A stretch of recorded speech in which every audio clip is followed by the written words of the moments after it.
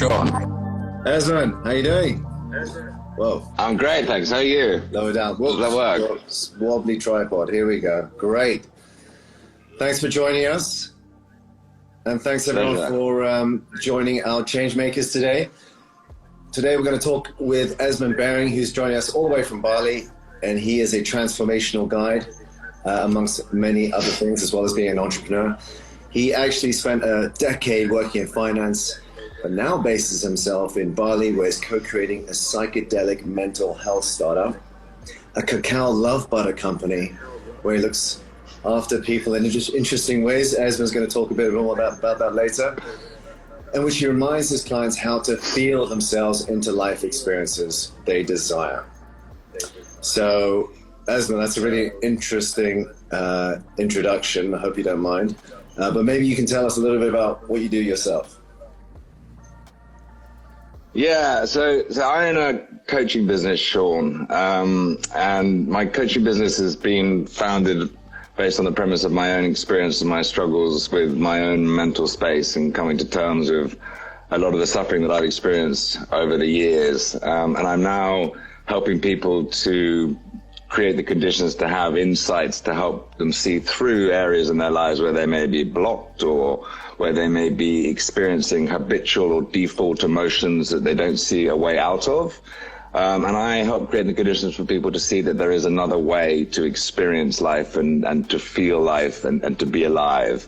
And both meditation and psychedelics have been a part of my own journey to realizing that there is another way.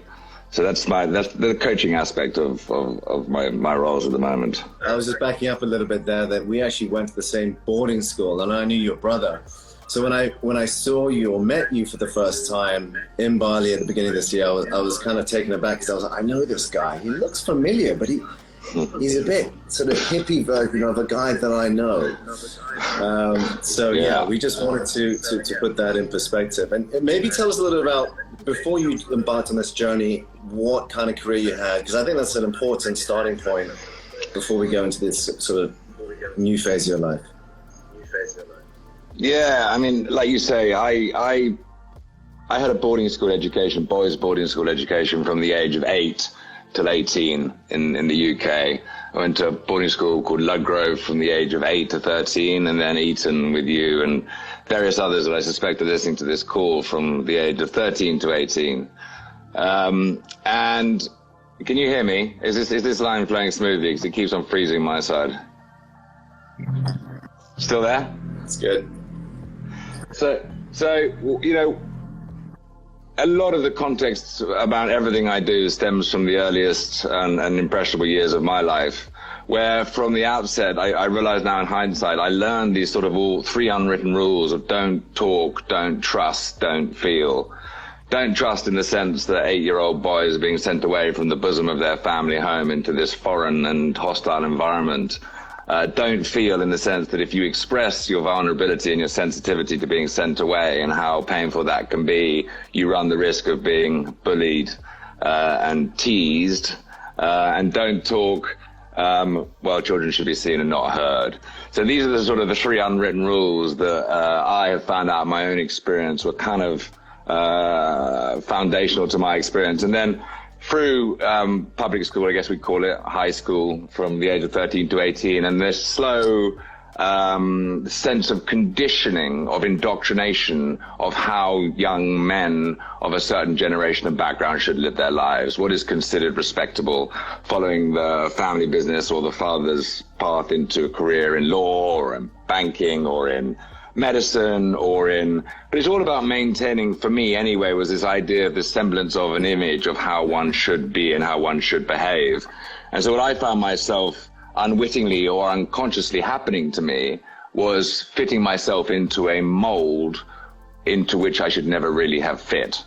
And because I put myself into a mold, because of the conditioning and the ideas of how men of my background and upbringing should be, I spent a long, long time then trying to break out of the cage. So from a repressed emotional standpoint in boarding school education into a career in finance for 10 years in New York and in London and Vietnam, doing something that I didn't really want to do, but I did because I thought I had to do it. and I didn't realize I had the ability to choose another way, sort of contributed to my spiral into a mental health drama and disaster in my life, where I spent the last sort of 7 or 8 years fishing my way out. So there's a little bit of context. If you don't mind sharing like a little bit more about that sort of depression phase. I mean, what, you were just depressed? But can you share with us a bit more about how you felt, or is anything specific? Yeah. Well, I think what I realized in hindsight, Sean, having been through hell and back, let's say, is that from the age of 14, 15, 16 onwards, I suffered from a chronic and debilitating anxiety without ever realizing it. And from the earliest age, I would find tobacco, or I would find cigarettes, or I'd find alcohol, or I'd find sex, or masturbation, or food, or anything really to take away the discomfort of my own anxiety and my own insecurity. But at the time, I never realized that. And that's kind of what took me into a path of, let's say, seeking ways to get out of my own mind and own discomfort in ways that were actually destructive rather than constructive and healing based. So what I've come to realize is at the ripe old age of 42 years old now, having been through a great part of my own healing journey, is that most of my life I was encapsulated by some form of anxiety or depression my whole life. And my normal, if you like, or the goldfish bowl that I was swimming in was twinged with sort of shame, self-hatred, insecurity, low self-esteem, with a little bit of depression. And the way I got out of it was to party, to drink, to take cocaine, to have a really, really great time, anything to get away from the hell that I was experiencing inside.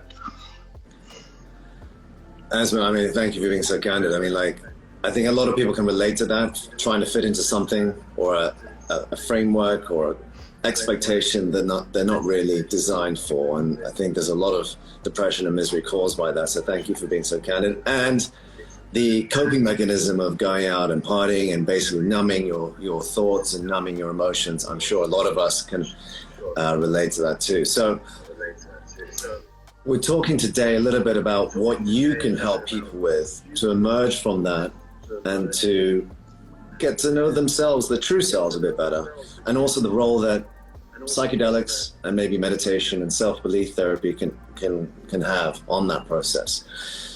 Psychedelics are gaining mainstream traction, not only amongst partygoers, but in the medical community.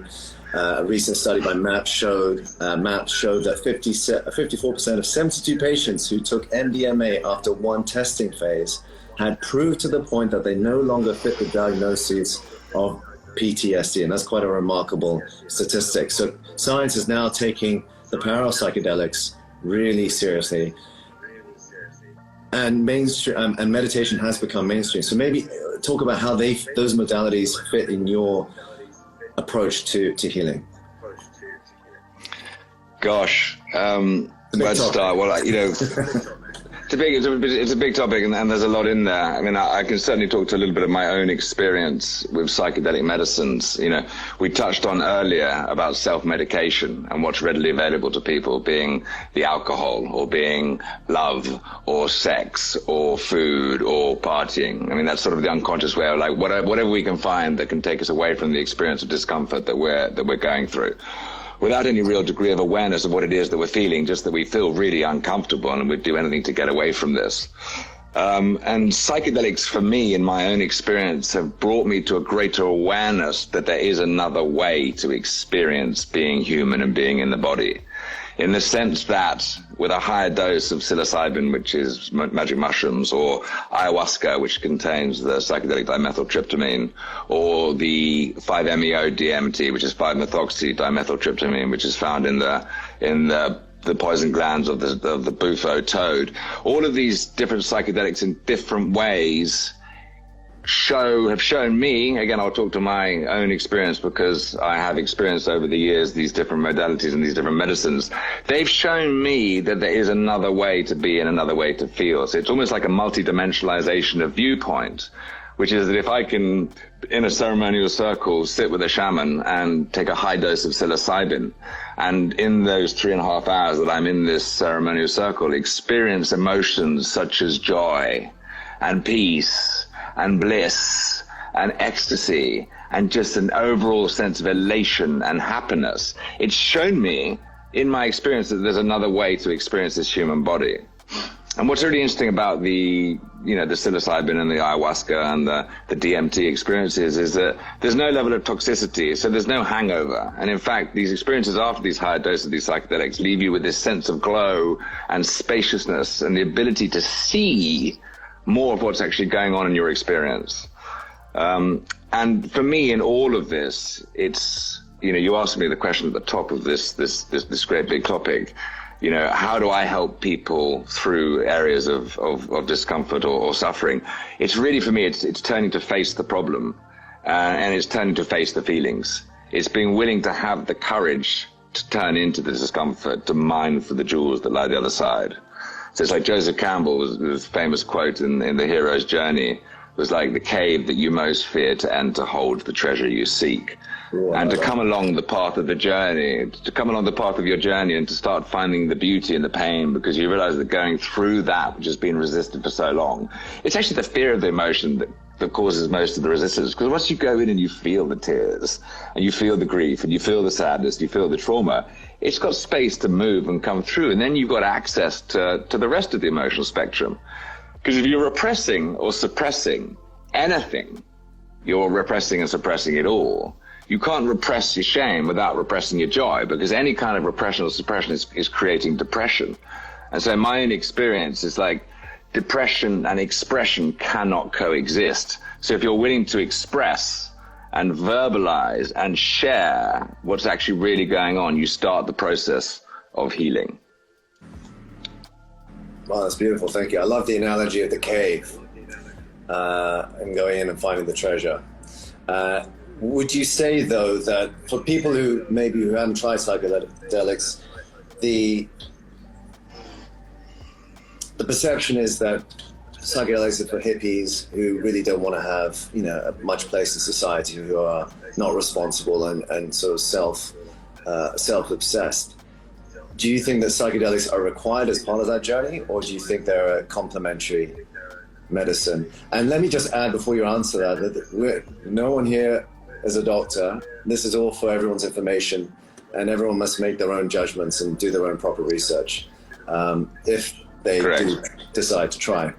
So I just wanted to preface that before you answer, Esmond. Yeah, so in answer to your question, there's an enormous groundswell of psychedelic renaissance at the moment, in the sense of the financial markets, in the sense of biotech companies that are now reopening all of the research that was done in the 1950s and 60s, which was then shut down in the 1970s by Nixon and Lyndon Johnson around the time of the Vietnam War. And there's hundreds and hundreds and hundreds, if not thousands of years of anecdotal evidence of indigenous tribes and shamans and ceremony across cultures using these medicines as a healing modality, as simply as the modality of plant medicine and healing. So in answer to your question, yeah, there's a stigma and there's a stereotype of the types of people back in the day who took psychedelics and free love and peace and hippie. But, these guys simply were onto something, by the way, back then. They'd found a way to look at the world and see true nature of reality through these medicines and a much more broadened perspective of what life truly is about. And the interesting thing about psychedelics is once you've had a mystical or peak experience with a psychedelic, or even with a lower dose, the sense of connection you feel to yourself and you feel to the earth and you feel to your fellow human being develops this sense of compassion and empathy and sensitivity to the environment, to the surroundings that perhaps might not exist if you hadn't taken these medicines. And so it's like when you think about how we've damaged the planet, and anyone who's taken a psychedelic in any way, shape or form will be able to tell you that the sense of connection that they feel has changed their whole experience of life and the world. And the idea of pollution or waste or doing anything that could harm the planet or the self is not an option anymore. So what once was stigmatized is now being reframed by virtue of the scientific research that's been done in the biotech community. There's a company called Compass Pathways that listed on the NASDAQ around 3 weeks ago, and it's the first $1 billion psychedelic medicine company. And this is a company that's developing psilocybin, which is the psychoactive compound in magic mushrooms, for application in treatment-resistant depression, which is an area of massive need in mental health. And this is a company that hasn't even reached proof of concept yet and is trading at $1.3 billion on the NASDAQ. So suffice to say, Sean, there's a huge amount of interest in psychedelics outside of the recreational, ceremonial space. It's really got a lot of very, very serious money behind it now. And I think that the momentum, we're seeing that DMT and psilocybin is legalizing in Canada, in Oakland, in California, in Denver. It's happening.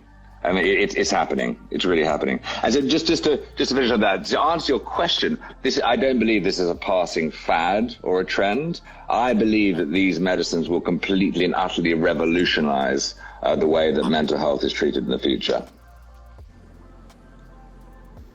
We're almost reaching a tipping point, as you mentioned. There's some serious money being thrown at MDA-assisted psychotherapy, ketamine-assisted psychotherapy, and the results are coming fast and thick. So if someone's interested in experiencing psychedelics who hasn't done it before, how would you recommend them starting?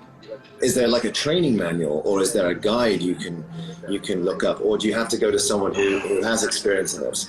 And obviously, bearing in mind that in some countries these substances aren't legal, so we're not advocating taking them where it's not legal. But there you go.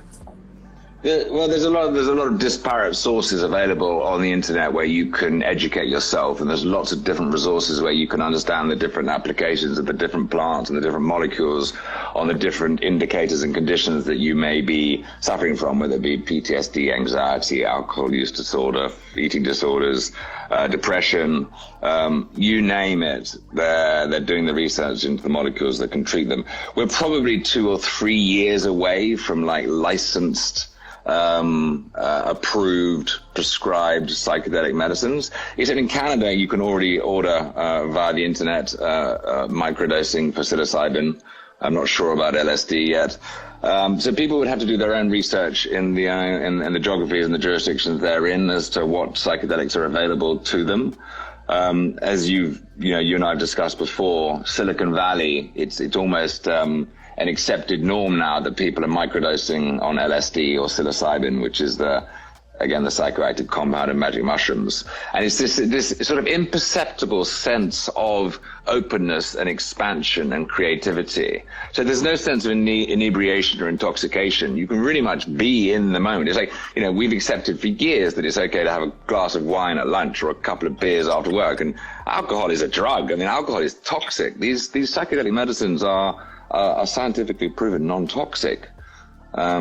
So yeah, I think we're going through a sea change, Sean, and I think in a period of 3 to 5 years, a lot of these medicines are going to be mainstream. And I like to look at it a little bit differently, because I like to look at it as not as a mental health pandemic, but more of like a spiritual bankruptcy, because these medicines are really taking us back to the core of who we are. And once we've met ourselves at that kind of depth of level, our whole outlook towards ourselves and our fellow man and our environment changes forever. We're trying to find out from you, what would be your sort of primer for trying a psychedelic? Which ones would you try for a different kind of condition or feeling, perhaps? Is there a top 3 or? Right. Well, I mean, my advice to this is I would advise people to listen to their own intuition about where they're being called. I can certainly talk to my own experience and say that psilocybin, which is magic mushroom, has helped me enormously with my anxiety and my depression. And this is a very low dose, because what's amazing about these psychedelics at lower dose is there's a conscious awareness of what's going on in the mind's eye. So to become aware of the negative patterning and the stories that we're telling ourselves that make us, quite frankly, feel like shit, to hear the inner critic going at ourselves and judging ourselves for doing X, Y, and Z, or not being good enough, or I should have done that. And it enables us to see through the narratives that are going on, the guilt that we're feeling, or the shame that we're feeling, or the not enoughness, or the low self-esteem, or the lack of self-worth, whatever your particular, tipple might be. The conscious ability to raise your vibration and to reframe and rewire the synapses in your mind to recreate narratives that create better experiences in your reality has been absolutely priceless for me. So there's the peak mystical / spiritual experience that can be had at high doses. a full-blown LSD trip, a full-blown ceremonial sitting with magic mushrooms, a full-blown ayahuasca ceremony, or sitting with a shaman for the 5-MeO DMT. These are very, very big experiences, and these are what could be known as ego dissolving or ego death inducing. And what that means really is you lose the sense of self that you know yourself to be. So any idea that Sean has of who Sean is dies. And it feels like death because it's something that the mind's eye is grabbing onto about who Sean is. Now, if Sean's got a negative concept of himself that he'd rather not experience, these psychedelics can bring you to an awareness of that negative concept you have of yourself and how you treat that version of yourself. And to be able to change that relationship to self actually provides the possibility to experience a richer, more fulfilled, lighter, more loving sense of life. So in answer to your question, I'd advise people to read up on what's available in the literature online. There's all sorts of resources where people can read up on the different applications of these psychedelics on different conditions, and then find a safe and legal way to explore if it's calling.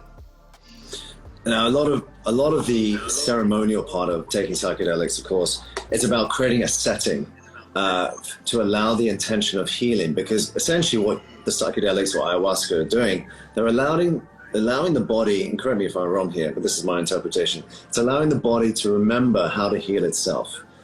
And instead of taking pharmaceutical drugs to basically dull the symptoms of the degenerative disease or depression you have, how do you kind of coax, let's say I sign up with you and your transformational guide coaching program, like how do you take people deeper and actually show them that there is progression and that there is light at the end of the tunnel? Or do you just leave it up to the psychedelics and meditation? Or is there something more that you do? Well, you spoke about the setting, and there's two things that are widely known in the psychedelic community, which is the set and the setting. So the set is the mindset. So the set is what you're bringing into the experience. So wherever you're at is likely to be ameliorated or augmented or enhanced in the experience of the medicine. And the setting is the environment. So the person that you're sitting with, you trust, you feel connection with, a sense of safety, integrity. There's no chance of your environment being, boundaries being broken and people coming in, disturbing the sanctity of the container that you're experiencing the medicine in. So the set and the setting are fundamentally important, and the intention that you go into these experiences with from a healing modality, because there's recreational and then there's very intentional plant-based healing, and the experience can be totally different. And if you're drinking alcohol or you're in a loud environment with a lot of people, it's going to be a very, very different experience from that, which is more sacred in context. The way I work with people, Sean, is people generally come to me when there's an area of discomfort or limitation or block, and there's some kind of sense that something needs to change. People might be absolutely aware of it, or they might just be looking for some clarity over an area of thought-created reality that they may be stuck in or that they can't see. And I help provide the conditions for my clients to have the insights into the thinking that's creating their reality to help them move forward in any area. And it just so happens that most of my own work has been around coming back to a felt sense of reality from this sense of numbness and self-medication that I think I picked up from 8, 9, 10 years old when I created limiting beliefs around my sense of being a man and showing my emotions and talking about more sensitive areas of my life.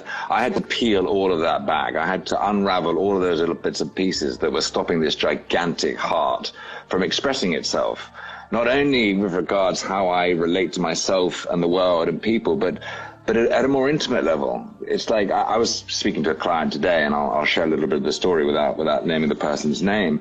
This man has decided that he's ready for romantic love, and because he's in that situation, he's confronted with some areas around intimacy and giving of his heart, and he's afraid of that. And he was in a situation recently where he was in a situation with a partner, and he was feeling really insecure and nervous.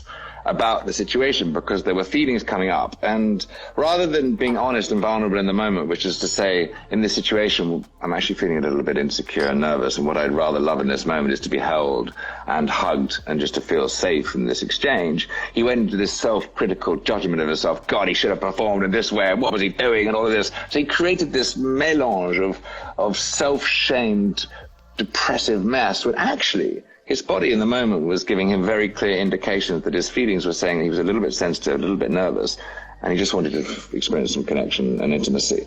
So in answer to your question, I help people come to a deeper and more aware, felt sense of their experience, Sean, able to articulate what it is that actually is going on, and help people have a realization that it's an inside-out game. So often we think that when we get the car, or we get the girl, or we get the man, we're going to feel a certain way. Well, it's not about the girl, the car, or anything else. It's about the fact that we want to feel a certain way, and we have to get really clear about what it is that we want to experience internally from a felt sense. And once we get to that place first, then we can attract in anything we want into our lives. So it's kind of, we've all been looking at it the wrong way around. So I help people to come at it from an inward out rather than outward in. And with regard to, the psychedelic journey, Sean, is I would help share some of my own experiences with psychedelics. A lot of my clients have had their own experiences with psychedelics. I often help people integrate their psychedelic experiences just by being in a coaching conversation and coming from a place of understanding of my own experience of what can occur after a big psychedelic experience. But that's a very personal decision for each individual. No, that's great. You bring up some amazing points there. I think for me, what is very interesting, obviously, these modalities can help heal and allow us to see who we really are or feel inside, and then operate better as human beings. How does this training or methodology allow you to become more effective, let's say, entrepreneurs or change makers? Because that's what we're really interested about. Obviously, it's very important for us to feel happier and lighter, but the world is in a bad place. You just turn on Facebook or your phone every day, and it feels that it's falling apart, that the system is broken. And that in itself is depressing to a lot of people. And every day we hear about the environment, climate change, we have Trump, we have all these disasters going on, and it's like a tsunami of negativity coming at you through your phone. So while it's all very well saying, yes, I'm going to be a more wholesome, loving individual, how is that actually going to help me or you affect positive change? Well, you got to do, the way I look at this, Sean, is you got to do the work, in the sense that the world is changing. So as the world's changing, we as change makers have to prepare ourselves as best as we possibly can to show up in a new way as the systems fall apart and as new systems are being designed. So how do I help people do that? Well, I help people just to get a little bit more focused on themselves and see how they're caring for themselves, how they're treating themselves, what kind of self-care practices are in place so that they can come at their day from a balanced, intentional, high vibration point of view, rather than getting up, slapping on a bit of makeup or a bit of aftershave and going, well, let's go and do this now. No, it's actually bringing people to a place of groundedness and centeredness, and really pointing at two questions, or two main things, which is reminding people of who they truly are and where experience is created. And again, it comes back to this source perspective, which is that we're only ever experiencing the feelings of our thought taking form in the moment. You'd have heard many people talk about presence and now. Well, there is no past and there is no future. There is only now, and we're only ever experiencing our thinking in the now, and we're mistakenly believing our thinking to be the future or the past. So to bring a client back to this place of presence where we can just simply be here and sit in that feeling together, the feeling of presence and connection is remembering the truth of who we are. And from that place, it's a fertile ground for new insight and fresh thought to arise from, to occur. And it's fresh thought and new thinking that is going to be behind the new systems that are created, because old paradigms of system and thought are falling away now. We need to create the space within ourselves first for the new to come through. So I'll work with the client and I'll hear what they've got and what they're working with and what they need to handle. And invariably, it's high volume of manic thought. So when you come back to a place of centeredness and connection, that all falls away. Because the mind is designed to auto-self-correct if you give it the space and the tools to do so. So that's how I work with people. We come back to this place again and again, and then it becomes a more comfortable place to be. And then clients will recognize that this place of connection is who they truly are. And this is why meditation is an invaluable piece of this journey. You know, you asked the question about the numbers on meditation. It's like, meditation has served me in so many different ways along my journey. But I know if I miss a day's meditation, or if I miss a day's exercise, or if I miss a day's journaling in the morning, my whole day goes haywire. I'm a very, very sensitive human being, and I've come to this place now where if I know that if I don't give myself the first 3 hours of the day, I'm no use to man or beast. I can't help anyone because I'm all over the shop. I'm all over the shop, and I spend the rest of my day trying to get back to my own sense of center. So yeah, I help people devise their own healing protocols and programs that work the best for them given their life situations, and remind them who they truly are. And of course, in that is the importance of being playful and having childlike curiosity, as Katrina mentioned. Oh, mate, yeah. It's all that. Doing something out of joy rather than out of being forced into something or doing out of yeah.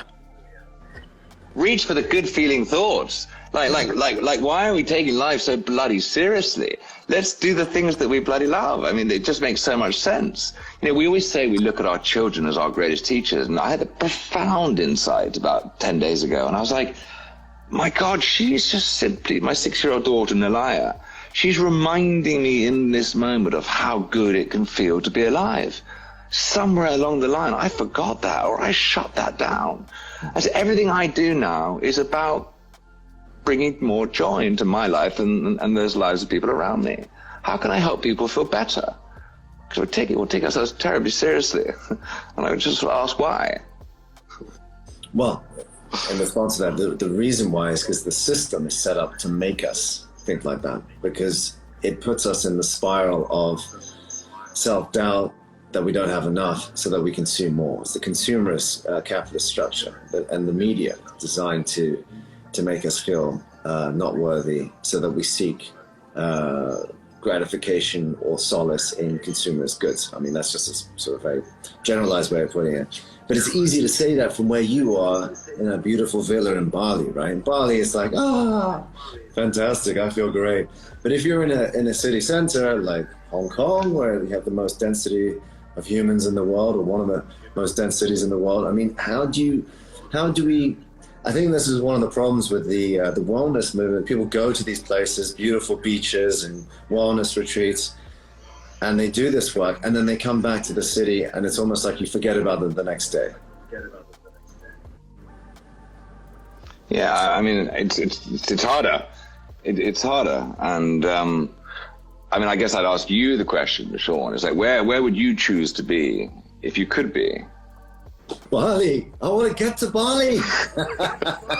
What stops you? What stops you coming to Bali? Because the fact is what this pandemic has shown a lot of people who are fortunate to have had an education and to be somewhat tech savvy and to understand that what's being asked of many, many different people, cultures across demographics of society is adaptability and change now, and adjustment. No matter who you are, there is some form of adjustment, adaptation, and change going on right now. So a lot of the Balinese, I mean, the tourism industry here has been absolutely decimated. Hospitality it's gone. For all intents and purposes. There is a small community of expatriates that are living here that are keeping a semblance of the economy moving around. But there's a huge amount of adjustment and adaptation going on. And a lot of the Balinese are finding it very, very difficult at the moment. But there's a lot of community and families and village support taking care of their own. But hearing the perspectives of some of them speak as they're sitting around and they're enjoying one another's company and they're farming their food and they're fishing their fish and they're spending more time with their family is the reflection that this is what it used to be like. So this is from the Balinese. We're remembering how still and peaceful and beautiful our island used to be before you lot got here. And there's this sort of, this sense of like, this deep breath of like, you know? I'm not saying it's, I'm sitting in a very fortunate position. But But the interesting thing I found, Sean, is that as this thing has unfolded for me, in the sense of my nervous system, because there's no longer this frenetic sense of what should I be doing in order to catch up with that and all this, there's a sense of sensitivity and peace in my own system that I haven't experienced for 25 years, because I'm not in so much of a rush to do anything anymore. And I'm hearing that from a lot of people across a lot of different things, like, well, what is really important now? Well, my plans are changing, actually, and where am I happiest, and what can I do just to get down to really important things again, which are in my present moment experience. Who's my community around me at the moment, rather than jumping on an airplane and rushing around here? Well, who am I actually with? Who am I connecting with? So I am very fortunate to be here, and we are very fortunate to be here, and I feel truly blessed for that, yes. That's beautiful, Esmond. Thank you. Now, not everyone has the chance to go to Bali or to have you as their coach. What would you recommend as daily habits that would help people overcome anxiety, depression? There's a lot of angst right now in the world because we're all going through this pandemic. People are losing their jobs. People are separated from their loved ones. How do people cope on a daily basis? Well, meditation is the most obvious answer to that, because meditation centers and grounds us in the stillness. So all of our anxiety and all of our emotions are created by thought in the moment. So if we have a degree of control over what's going on in our mind, it means that we can focus in the present moment on what's actually happening. Definitely in society, we're seeing destigmatizing and de-risking of these new methods to bring about healing in more natural ways and in non-toxic ways. So whether it's meditation or psychedelics, people can experiment much more openly with those things now. Did you have any final thoughts about coping in these anxious times? As you said, I asked you a question about your daily habits that would enable you to live more joyfully. You mentioned meditation. Are there any others? Like you mentioned journaling earlier. Yeah, I mean, I'm a great proponent for expression, Sean. So I use the journal to write out when I'm feeling anything uncomfortable, to expose the shadow within me. So I'm writing down the madness of my insecurity when it comes out. I'm writing down the angry thought and the hostility that I'm feeling within myself towards another person if I'm feeling disgruntled or if someone's done something to me. I just get it out so I can read it back later and see the madness of what was going on in the moment and see that it was just an energy passing through. So for me, I've stopped at nighttime. I've got these content settings on my phone. So I turn off my phone at 7 p.m. until 7 a.m. So I don't get on my phone in the evenings anymore, because that actually gives me 12 hours of peace for myself. And in the morning, I'll get up and I'll do my journaling work, and I'll do a little bit of affirmation work, or what I'm intentionally trying to create in my life, or I am creating my life, and I'll do the meditation. And I do a coffee enema, Sean, as well. I do a coffee enema, which is a little bit unusual. But again, this is part of like, I do self-administer, yes, wow. Indeed. Bloody hell. Indeed. Yeah. And for what purpose? I don't drink caffeine anymore. So we come back a little bit to the psychedelic question. For me, the most extraordinary thing about my psychedelic experiences is how it didn't make sense for me to drink alcohol anymore after a peak experience of DMT. It didn't make any sense to me anymore to drink caffeine. Tobacco fell away. Meat fell away. And so all of these things that were stimulating my nervous system and making me feel great discomfort are now gone from my life. So the coffee enema for me is a cleansing. It gives me a little bit of a stimulation in the morning, but it's up the bum rather than, into the system and challenging the nervous system. So yeah, I do one of those every day, and I journal every day, and I listen to a woman called Abraham Hicks every day. because she's talking about maintaining a high vibration and choosing the good feeling thoughts. So there's a way we can train ourselves to feel good, Sean. It's not just a matter of being reactive to what's happening in our day and reactive to what's going into our mind. We can very intentionally program our mind to feel a certain way. And that's a choice, and regardless of what's going on around us, we can maintain a vibration, and we can actually transcend the experience we think is happening around us by staying in a high vibration and being conscious of what it is that we're thinking and feeling. So we can recondition our bodies to a new mind as well. So it's mind, body, soul, and it's really being disciplined and finding a protocol and a practice that works for you within the confines of your own life situation and circumstances. And I help people find those paths for them. Just a quick question here. Steph Chai asks, how long do you journal for, and what type of meditation do you do? I do sort of 2 or 3 types of meditation. I do loving kindness and compassionate self-forgiveness meditation, because I found that a lot of the suffering that I was experiencing was created by me to me. So to find the areas of judgment that I have against myself and slowly but surely forgive myself for having those judgments allows them to fall away. And then there's a space for the loving kindness of the heart to open up. And when the loving kindness of the heart is open up, the whole experience of life is so much gentler and more beautiful. I do Joe Dispenza meditations as well. Joe Dispenza is he's an extraordinary teacher, and he's got these blessings of the energy centers meditations that are designed to circulate the flow of energy from our lower chakras up to our crown chakra to actually activate the DMT that exists in the pineal gland of our own minds. And I had a full-blown ecstasy experience at a Joe Dispenza retreat in Mallorca about 18 months ago, which just gave me, again, another realization, a glimpse into what is possible in a natural state through meditation. So Dispenza, a compassionate self-forgiveness meditations, and I also do a little bit of the Wayne Dyer stuff at a high frequency to create the affirmations of that which I wish to experience. Yeah. And journaling, I journal whenever I feel, because the written word and the passing of the energy from the mind through the pen onto paper is a very, very healing in the sense of getting out the negative, exposing the truth of the lie in the mind, but also to program in that which you wish to experience. It's extraordinary. Great, very helpful. Yes. And gratitude is a very natural, that's Katrina, gratitude is a very natural result of, for me in any way, in the loving kindness. It's like when I remove the judgment and I go for this self-forgiveness, gratitude just naturally springs forth. And gratitude is the most receptive state we can be in to draw in that which we wish to experience in life. Exactly. And one question about sound therapy there. What about sound therapy for you?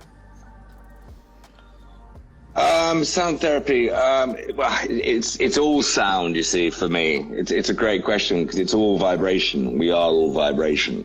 It's like you're experiencing my voice in this moment. It doesn't really particularly matter what I'm saying, but the frequency of my voice and the places that I visited will be touching people in a different way. Sound therapy is great.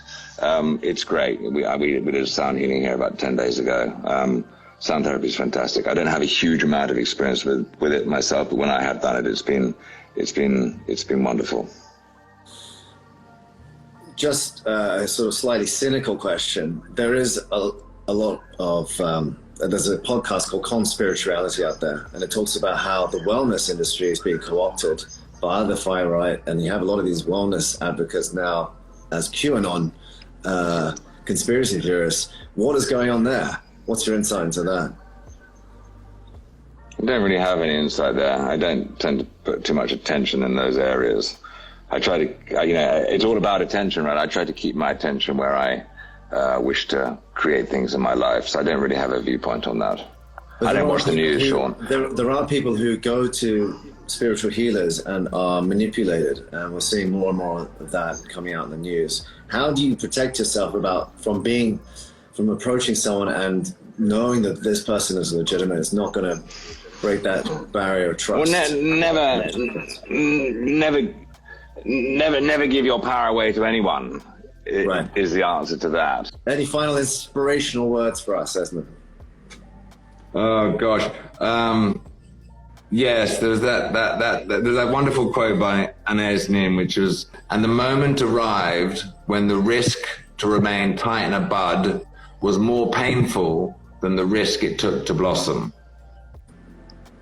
So the moral of the story is take really good care of yourselves and do what you love. Beautiful. What better way to finish this interview? If anyone wants to follow Esmond, his Instagram is Esmond Baring, as it's spelled. We'll also share some resources on the post later on YouTube and IG. So thanks very much, Esmond. Really a great pleasure. Thank you, Sean. Anyone can sign up to Esmond's course. Esmond, do you have a website that you can share? Yeah, it's www.esmondbaring.com, which is ESMONDBARING.com, and my Instagram is at Esmond Baring, and I'm reachable on both. Great. Thanks so much, and can't wait to see you in Bali soon. Thanks, brother. Thanks, brother. Lots of love. Cheers, Thanks, Sean. Bye, everyone.